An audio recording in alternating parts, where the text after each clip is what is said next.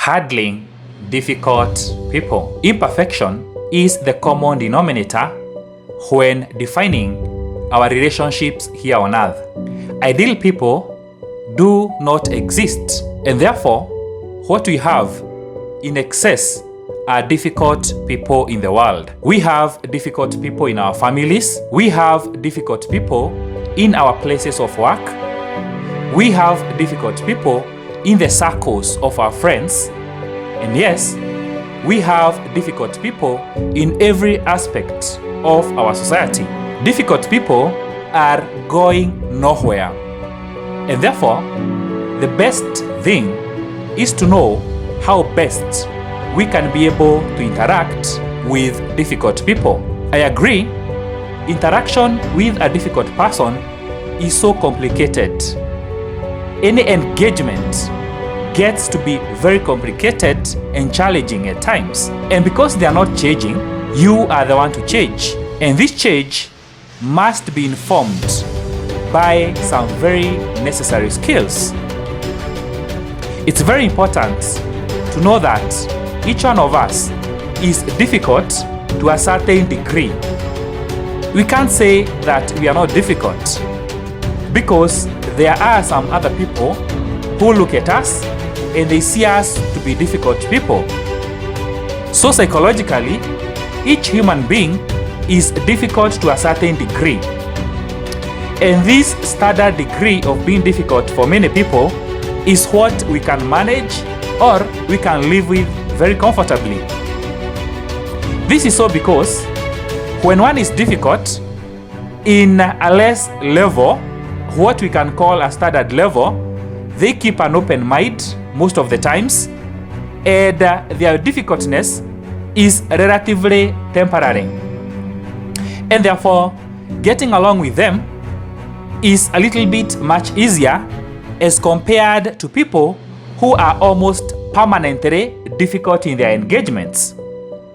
So, let's agree, we are all difficult to a certain level, but what makes this to be very difficult are the people who are permanently difficult. They make life to be so complicated. They make life to be so difficult for people who are living around them. And therefore, it's very important for each one of us to understand and accept this fact that difficult people are there, they have been there in the past, and they will continue to be there. And for one to be able to get an upper hand in this, we better get the necessary skills to help us to be able to rise above the complication that difficult people bring around with them. Which are some of the common characteristics of difficult people? Because it's after getting to understand the characteristics, we can be able to predict their behavior, and therefore you can be in control of your own emotions. Because if you are not in control of your own emotions, this is where we get to lose it in the game with difficult people. Number one, difficult people love to complain. No matter how perfect everything is, a difficult person will always find a mistake, even where there is no mistake. And this mistake they are finding is for them to have a basis for complaining. Difficult people refuse to appreciate. And in the place of appreciating, they complain. They complain in the morning, they complain in the afternoon, they complain in the evening, they complain in the night. They are just complaining.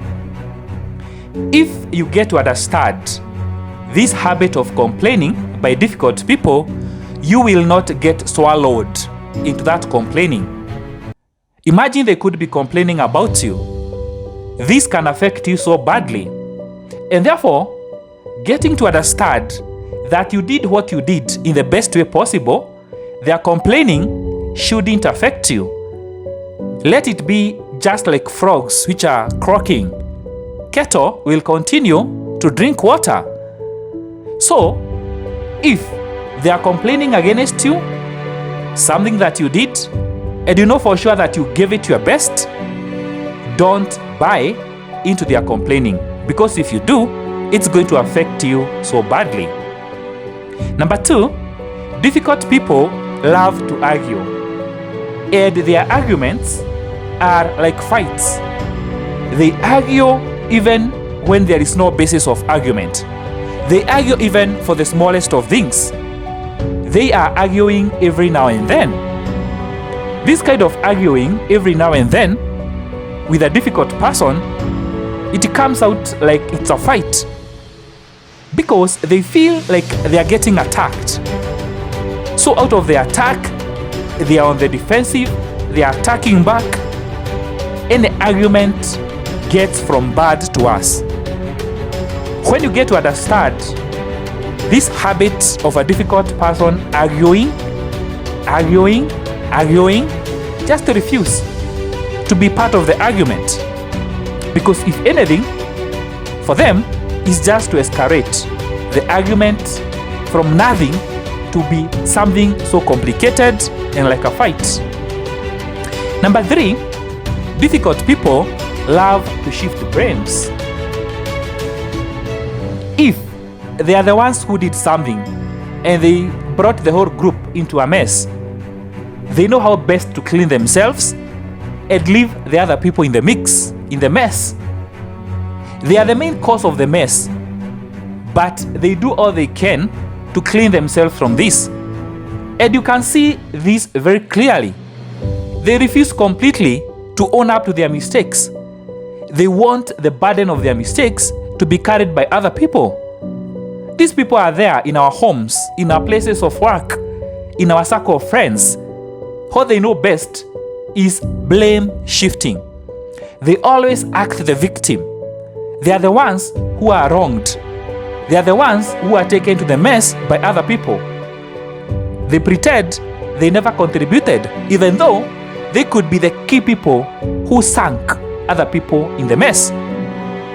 So please, when you get to understand this is the habit of a difficult person, you better draw the limits and the boundaries and let them carry their own cross. Don't get into their mix as they try to clean up themselves from the mess they have brought everyone into. Number 4, difficult people do not get any sense of anything. We say that common sense are common to all, but it seems common sense are not common to all. And for difficult people, this sense doesn't augur well with them. And please, don't try to be the one to put sense into the head of a difficult person, because you can't. If someone is 40 years, 50 years, what sense can you put in them which they have not been able to get since their childhood? Don't get into this game of putting sense into them, because it will only be disappointing, frustrating, and at the end of the day, your efforts will bear no fruits. Difficult people, you can't put sense in them. They are okay the way they are. If sense will get into them, let it be through a natural process. In conclusion, it's very important to know that when you get to understand the characteristics and the behaviors of a difficult person, you can be able to predict their next move. You can be able to foresee what they can do next. And therefore, out of this point of information, knowledge, and understanding, you can be able to guard and guide your emotions. Meaning, you will be in control of your own emotions. Because if you are not in control of your own emotions, psychologically a difficult person can drain you, frustrate you, disappoint you, and make you look like you are a mad person. You even get to question yourself.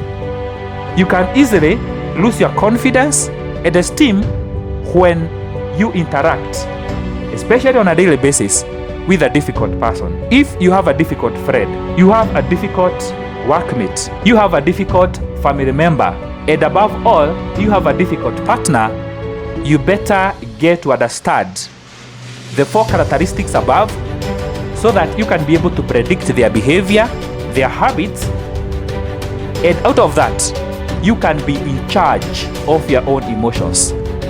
Do not allow the manipulation of difficult people drain you and push you down to the mud. Refuse, refuse, and refuse.